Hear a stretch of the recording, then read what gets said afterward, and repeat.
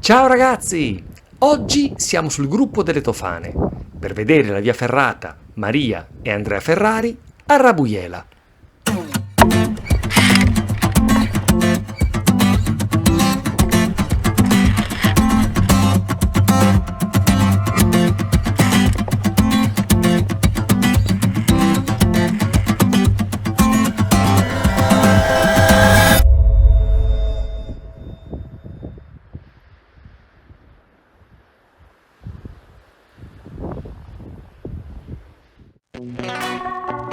Allora, da qui si vede Punta Anna e più sotto a destra il rifugio Pomedes, che è la meta di arrivo.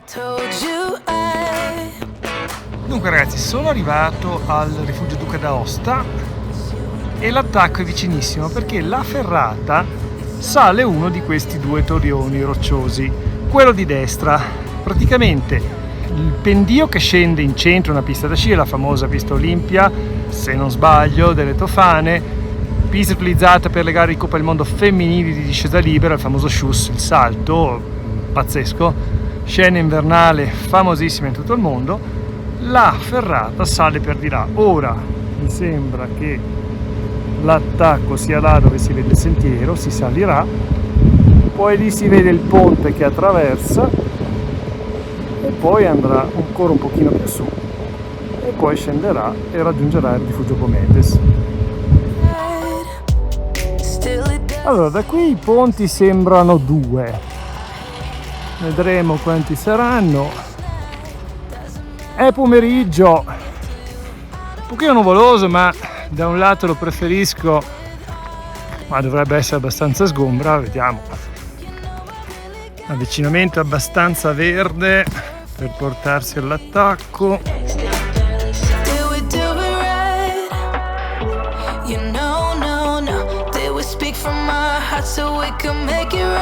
Ponte incombe qua sopra.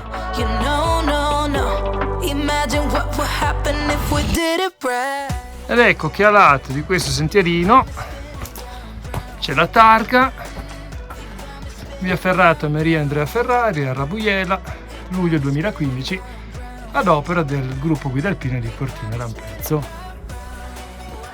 Ricordato anche qua, e adesso va su. Ciao bella tiratina, dai, già sbalzo. Ragazzi, sono arrivato all'attacco, eccolo qui, ma cominciamo, è già tardino al limite, c'è una buona luce, non dovrei metterci molto, in teoria, vediamo. Dunque partiamo. Roccia già discretamente unta,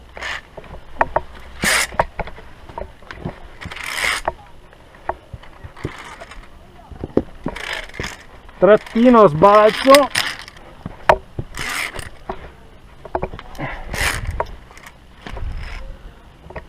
All'inizio sembra un pochino per testare il polso.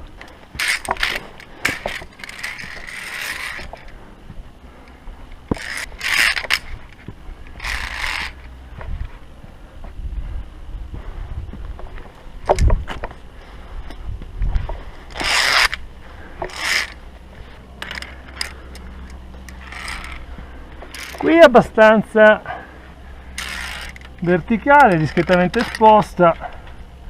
La prima parte era molto unta,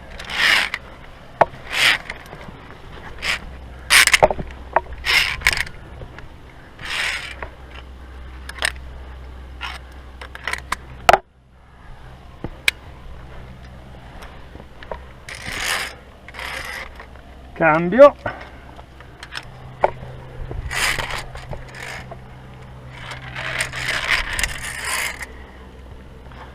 Allora, l'esposizione c'è, butta sempre abbastanza in fuori,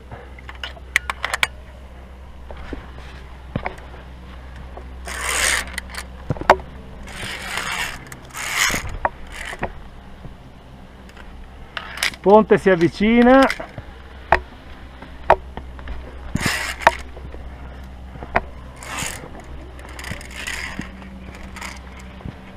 Allora, un breve punto, la ferrata sale decisa, Molti degli appoggi sono unti, ci sono appigli, il cavo tuttavia è spesso a sbalzo, diciamo costringe in alcuni tratti a cambiare il moschettone, a moschettonare un pochino a sbalzo, quindi richiede della forza di braccia sicuramente. Poi si va su e continua sempre con questi zigzag sfiziosi, anche interessanti. Probabilmente alcuni già si vedono a sbalzo e poi raggiungerà il ponte. Quindi continuiamo adesso per di qua.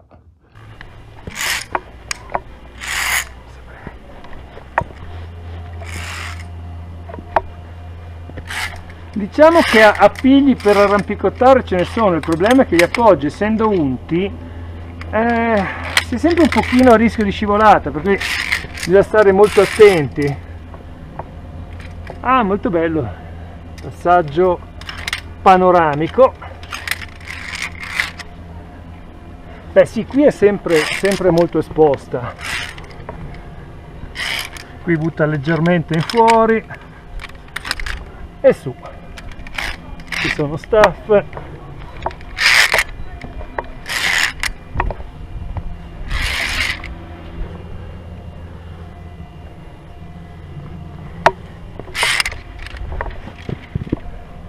Piccolo passaggio aereo.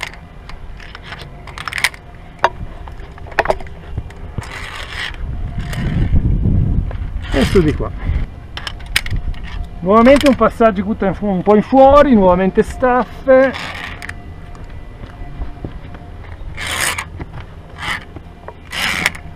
Ok, vediamo se c'è qualche appiglio, qualcosina c'è. Sì.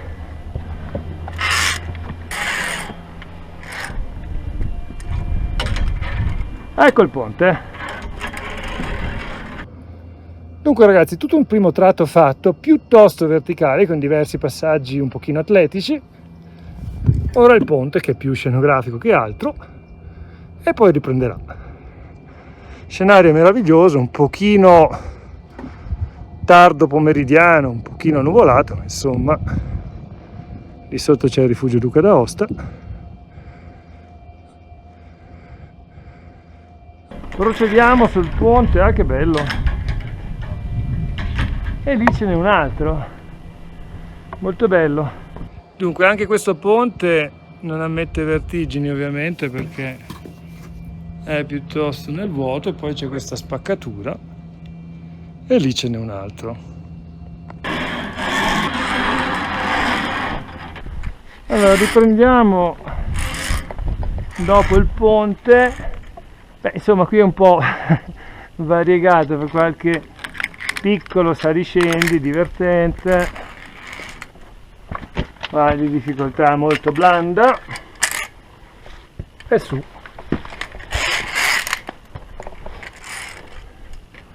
In realtà è un po' un su giù, ma insomma.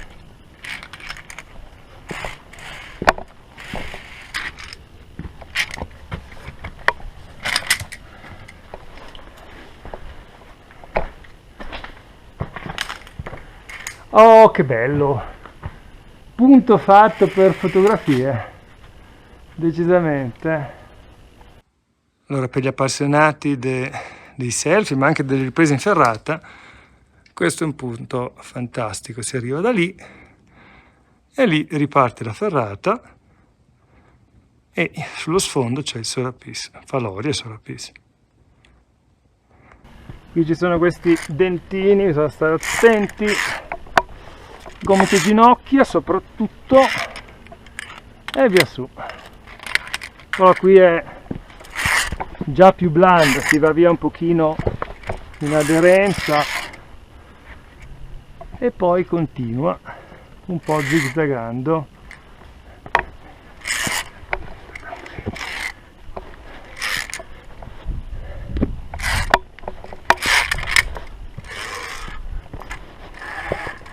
E siamo arrivati al secondo ponticello. Ragazzi, un altro veloce punto. Allora, sono partito dal rifugio Duca d'Aosta lì, salito fin qua. Ora c'è un altro ponticello. La ferrata salirà su per di là, si vede il cavo, guadagnerà probabilmente ancora quota, perché il rifugio da raggiungere, il rifugio Pomedes, è lì quindi non siamo molto sotto la quota del rifugio, però la ferrata salirà prima sopra e poi scenderà un pochino sotto. Quindi continuiamo, adesso c'è un po' di saliscendi per prendere quel traverso.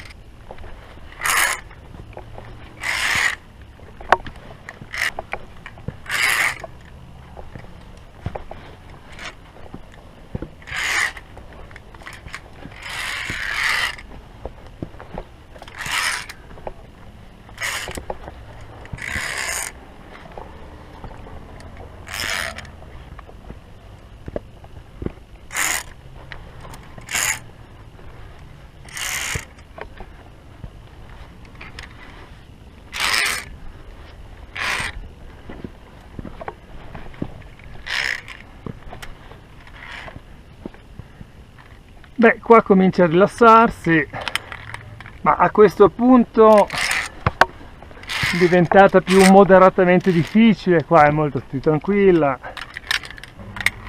non dovrebbe mancare molto.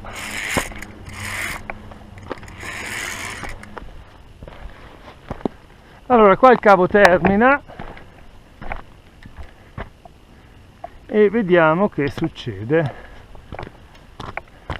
Ah, ecco, la riprende, c'è ancora un pezzetto fin là, cambio,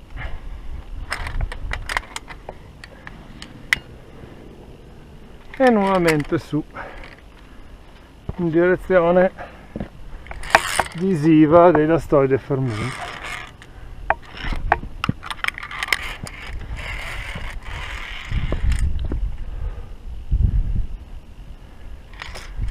Dunque, un altro piccolo aggiornamento, altro strappetto in salita, però più leggero, si arriva da lì.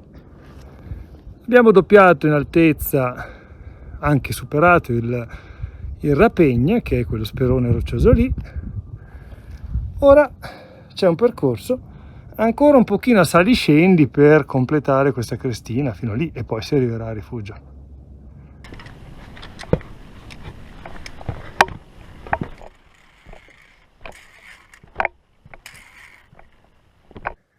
Allora ragazzi, sembrava di aver terminato, in realtà c'è una discesa fino a una piccola insellatura, una forcelletta, e si risale nuovamente quello speroncino.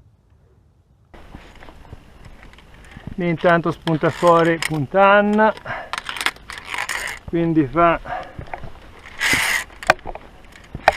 credere che non manchi molto, però si sale ancora un po'.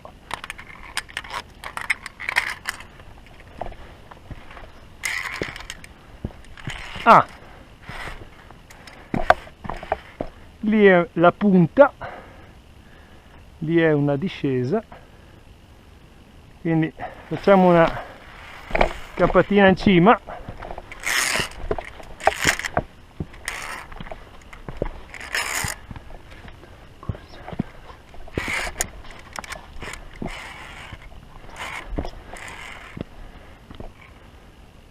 E questo è il Rabujela.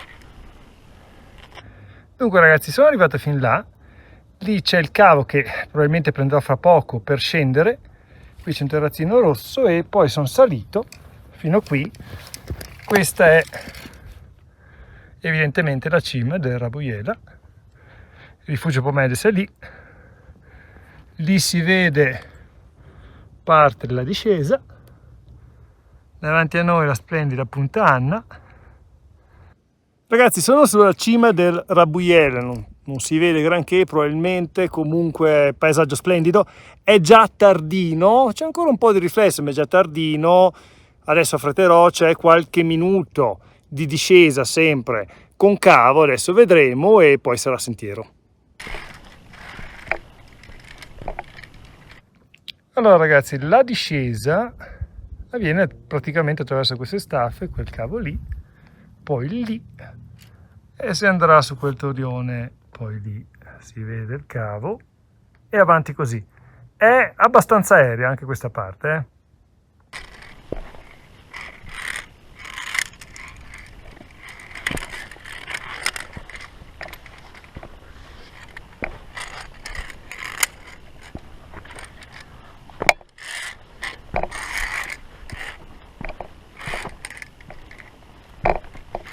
Ma comunque il tracciamento è splendido, cioè offre una quantità di spunti anche come per far pratica anche con le vie ferrate, molto bella.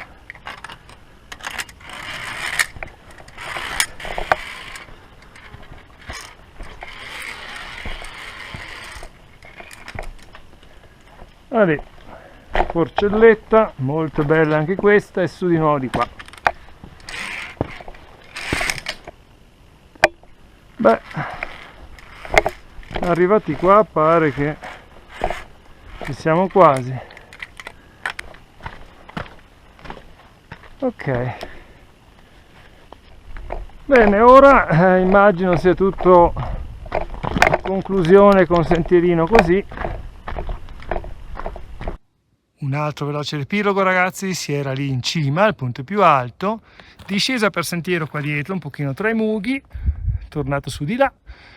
Lì si andrebbe a Rifugio Pomedes, ma io questa volta tirerò dritto al Duca d'Aosta, seguendo il percorso che adesso vedrò diciamo più pratico. Ragazzi, allora ho raggiunto il ghiaione per scendere. Normalmente con altri tempi avrei fatto un saltino a Rifugio Pomedes. Il Rifugio Pomedes è bellissimo, se siete qua consiglio di salire, ha una terrazza panoramica strepitosa, io sono stato molte volte, è il tipico per esempio punto di partenza per la ferrata Olivieri che sale a Punta Anna, ma anche per tanti altri itinerari. Bello davvero, sono però già alle 6 di sera, ho fatto tardino questa volta, scenderò quindi direttamente giù al rifugio Duca d'Aosta, berrò magari una birretta lì e poi devo ancora scendere più in basso per prendere la macchina, quindi mi affretterò un pochino in discesa, ma vi racconto com'è stata la ferrata appena raggiunto il Duca d'Aosta. Quindi a tra poco. Ragazzi, un velocissimo punto sulla discesa, io dai Torioni del Rabujela ho girato, poi arrivato su a destra e sto scendendo proprio per le ghiaie dritto così, per cui discesa molto tranquilla. Immagino che scendendo così sarò abbastanza presto al Duca d'Aosta. Ragazzi, sono ritornato al rifugio Duca d'Aosta, che è proprio qua davanti a me. Un velocissimo punto tecnico su come è stata la ferrata. Non ho molto da aggiungere da quello che avete già visto, solo un paio di cose veloci.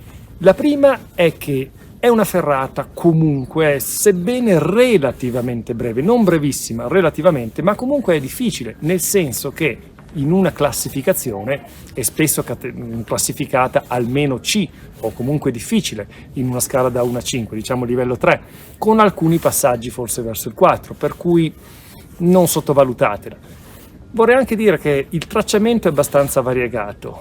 Quello che mi è parso di capire è che i tracciatori fino al primo ponte abbiano privilegiato un tracciato più verticale, anche più aereo, più a sbalzo, il cavo talvolta è distante dalla parete, obbliga se volete a cambi di moschettone anche un pochino atletici, e tutto questo avviene fino all'attraversamento del primo ponte sospeso.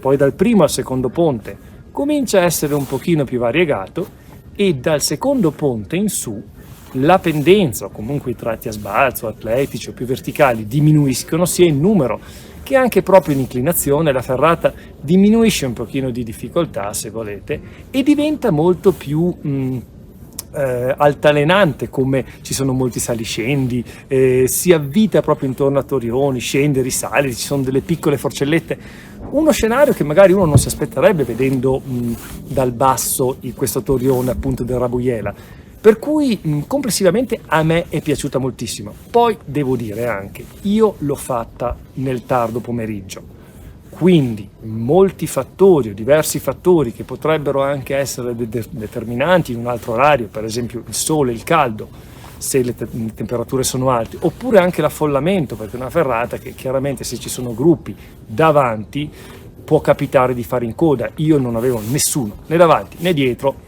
me la sono goduta, magari non avevo l'irraggiamento, il sole diretto, ecco questi forti contrasti, ma posso garantire che lo scenario verso la Concampezzana è idilliaco, è strepitoso. Come tempi, solo indicativamente, perché ovviamente se trovate gente davanti, gruppi, se siete in coda, cambiano completamente. Solo indicativamente, dal Duca d'Aosta io ci ho messo 3-4 minuti per arrivare all'attacco, andando tranquillamente tutta la parte attrezzata di via ferrata, ci ho messo una cinquantina di minuti, con varie pause per fare foto, fare video aggiuntivi alla GoPro, eccetera, per cui senza correre. Da lì, dall'uscita dalla via ferrata per rientrare sul ghiaione per la via diretta nuovamente al rifugio Duca d'Aosta, ci ho messo circa un quarto d'ora. Per cui ecco, l'anellino dal e al Duca d'Aosta circa mi è durato 1 ora e 5, 1 ora e 10 al massimo. Detto questo, ragazzi, non ho molto altro da aggiungere, ovviamente, se non che spero che anche questo video ovviamente vi sia piaciuto. Se vi è piaciuto, magari come sempre, magari lasciate un mi piace, iscrivetevi al canale se vi fa piacere e noi vi diamo appuntamento al nostro prossimo video insieme a noi. Ciao, buona montagna!